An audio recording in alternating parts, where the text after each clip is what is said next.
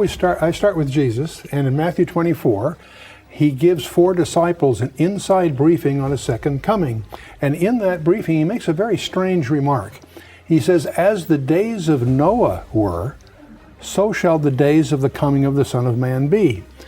Now, many people presume he just meant that it was because of the business as usual. So anyway, the point is, we need to understand what the days of Noah were like in order to understand what he was saying. Right. Except Genesis 6 verse 4 says there were Nephilim in the land in those days, comma, and also after that. And we discover, many good Bible scholars miss this, that you really won't understand subsequent events in the Old Testament by not realizing it happened again.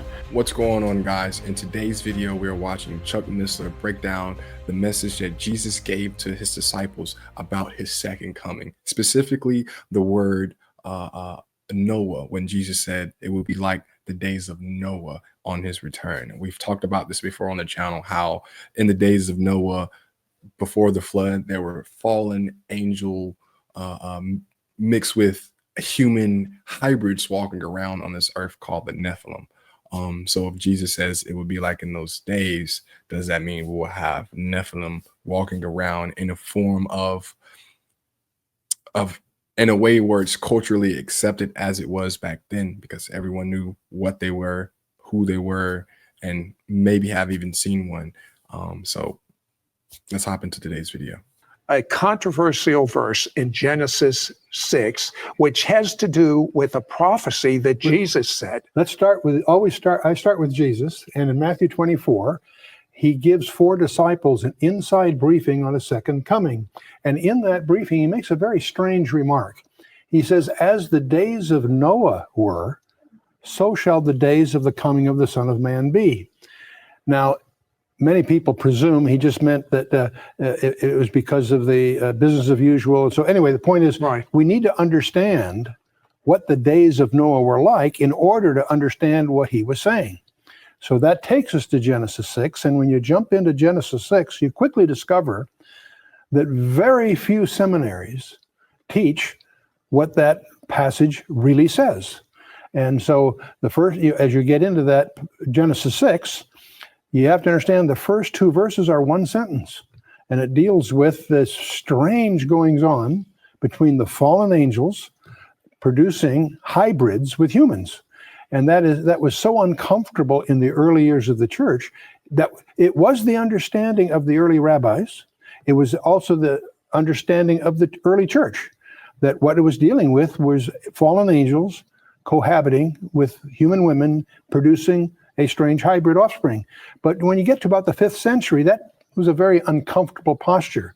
So they cooked up this, what they call the lines of Seth argument, and that's what's taught in most seminaries. One of the things I discover is that many people who are seminary products of most seminaries haven't been taught that there are different perspectives of Genesis 6, and it's the literal, careful study version of Genesis 6 that starts to raise the fog on this whole issue. Now, tell me about the word Nephilim. What does that mean? In the Hebrew, it comes from the verb nephal. It means the fallen ones, and that's the term used. Don't confuse that with the fallen angels. The fallen angels, according to Genesis 6, cohabited with human women to produce a hybrid offspring that are called in the Hebrew the Nephilim. In the Septuagint version of the Old Testament, the translation of the Old Testament into Greek, they use the word gigantes, which is transliterated giants, and they did happen to be giants, but that's not what the word means.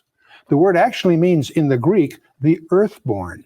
And so from the Greek point of view, they're earthborn. From the Hebrew point of view, they're the fallen ones. But either way, they're pointing to a hybrid, and it apparently was part of Satan's plan to contaminate the Messianic line. But so the purpose of the flood was to get rid of these. Exactly. That's exactly the they're earthborn. From the Hebrew point of view, they're the fallen ones. But either way, they're pointing to a hybrid, and it apparently was part of Satan's plan to contaminate the Messianic line. But so the purpose of the flood was to get rid of these. Exactly. people. That's that's exactly the point.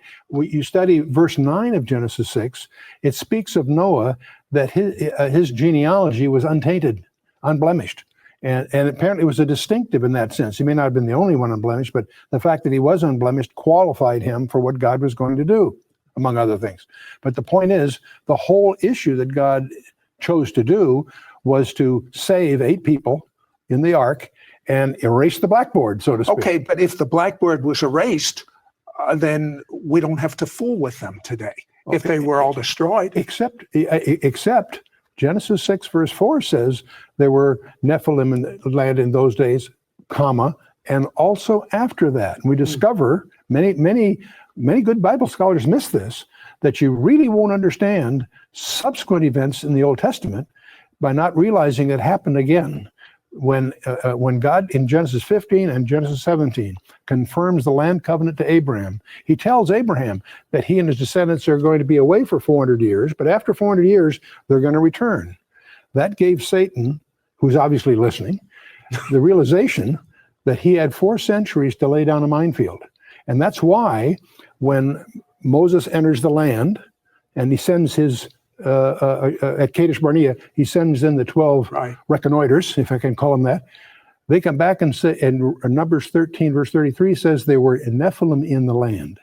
So it happened again. Wow. I'll tell you what, hold that thought. So he's saying that Satan knew of God's plan for them to be, have to wait 400 years before going into that land. And then when they got there, Moses sent, the people to basically scouts, and they saw the Nephilim. They saw giants were waiting to attack, apparently, which is crazy. It's crazy.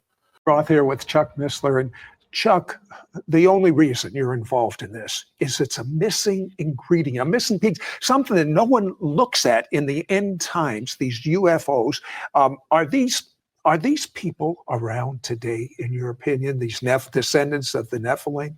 I wouldn't be a bit surprised. Well, not necessarily as descendants directly, because I think that's been dealt with. But I think there's, but at the same time, I do suspect that the UFOs are in effect a modern day echo, if you will, and that may be what Jesus was talking about when he says, "As the days of Noah were." That there's he's implying a parallelism, and so that's why we got interested in this in the first place. And if that's true, we can test it very simply, because if we're correct, these events are going to increase as we get increasingly closer to what we call the end times. Okay, there's an allusion to this it really grabbed me when you explained it on my radio show from Daniel. Yes, exactly. In Daniel chapter 2, we have the famous image of Nebuchadnezzar, and as he goes through it, the mystery is the iron mixed with clay. And when Daniel goes to explain what the miry clay is, he says, "As for the miry clay, comma, they shall mingle themselves with the seed of men." Now, I've had the exegetical experts confirm this. The they, he shifts to a personal pronoun, but the they has to be something other than the seed of men in order for them to mingle with this. Just grammatically, it requires that. So that leads to a speculation. What are we talking about here? One of the possibilities is that we're dealing here with something that's not the seed of men, namely Nephilim, hybrids. Wow.